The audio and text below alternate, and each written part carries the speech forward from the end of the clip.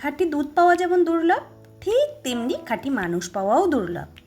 জগতের এই নাট্যমঞ্চে কিছু মানুষ দুধের পার্ট নেয়, আর কিছু মানুষ লেবুর পার্ট নেয়।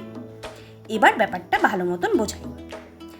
এই ফুটন্ত দুধের মধ্যে সামান্য লেবুর রস দিয়ে দিলাম, না থাকলো দুধ, না হলো ছানা। দুধ হয়ে গেল নষ্ট, মানে আরও লেবুর রস লাগবে। ঠিক তেমনি মানুষের অল্পতে বা সামান্যতে মন ভরে না। ওই যতটুকু পারলাম ততটুকু করলাম, তাতে হবে না। এবারে লেবু পুরো নিংড়ে রস বের করে দেবার পর দুধ পুরো ছানা হয়ে গেল। যতটুকু ভালো নেওয়ার নিয়ে নিল।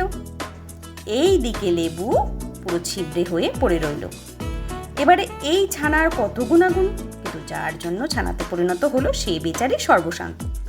সন্ধেবেলায় ছানা বানাতে গিয়ে মানুষের জীবনের সাথে মিলিয়ে দেখলাম, একদম মিলে গেল।